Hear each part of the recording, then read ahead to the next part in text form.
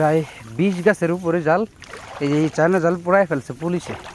মানে নদীর মাছ তো আর আসতেছে না, মাঠের মাছ হইতেছে, মানুষের পুকুর থেকে আসা বা হইতেছে আপনার মাঠে যেগুলো থাকে। আসসালামু আলাইকুম বন্ধুরা, আপনারা সবাই কেমন আছেন? আশা করি অনেকই ভালো আছেন। আজকে সারাদিন বৃষ্টি নামছে, আর বৃষ্টি এখনও নামার চাহিদা এখনও খুব পরিমাণে। এই কারণে আমরা জাল পাতবো। এই হইতেছে জাল একটা, আর এটা মূলত হইতেছে চায়না জাল, যেটা আমাদের আগের ভিডিওতে দেখছেন।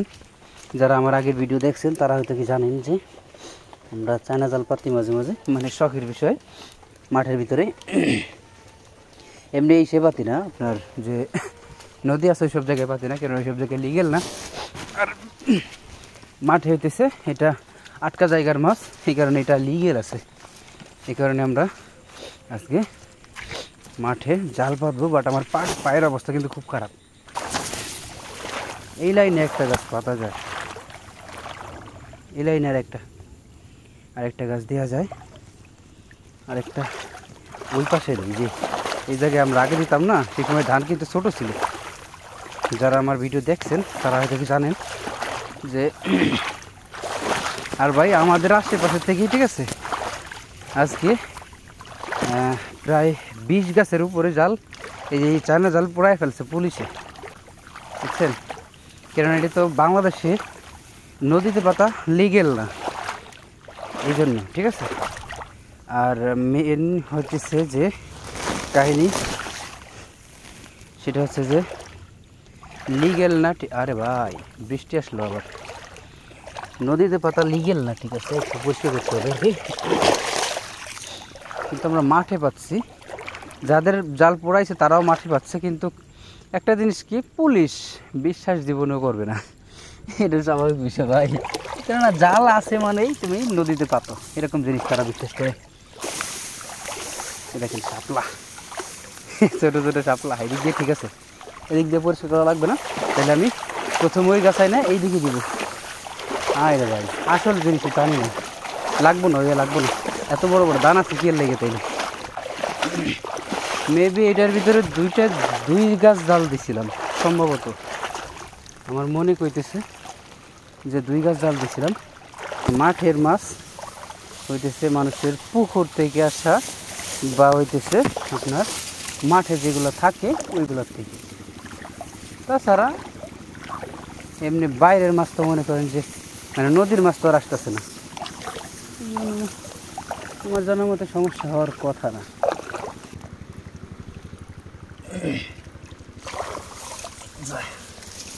ধানের সাথে বাইন্ধেছিলাম।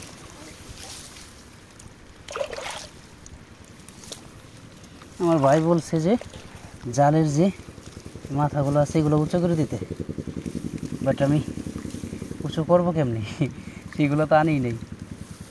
এই কারণে এই জায়গায় বেঁধে দিয়ে গেলাম আজকের মতো। ভাই যে পরিমাণে বৃষ্টি নামতেছে, অবস্থা যে খারাপ হয়ে নিয়ে, কারণ এগুলো দেখার সময় আছে।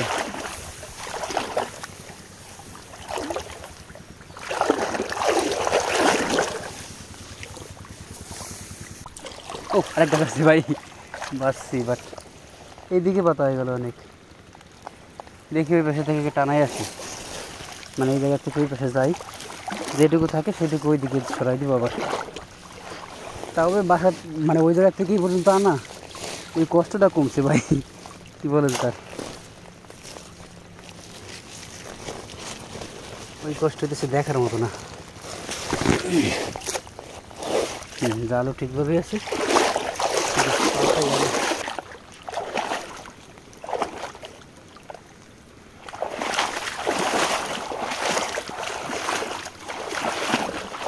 এই জায়গাটা নষ্ট করে ফেললাম আমি তাড়াতাড়ি করতে গিয়ে, জায়গাটা নষ্ট করে ফেললাম।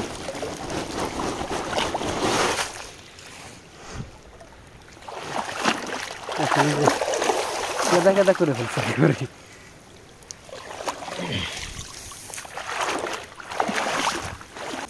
এই গোড়ায় বান দিয়ে তারপরে এই দেখেন, তারপর জানি কারণ এখন রাত হয়ে গেছে অলরেডি, এই জন্য বেশি করে নিলাম না, গাপ্পা গাপ পাইতে খেয়ে গেলাম। কপালে থাকলে ভাই হবে, না হইলে নাই।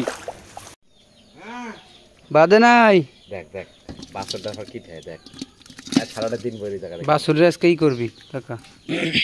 বাইন্ধে রাখবা।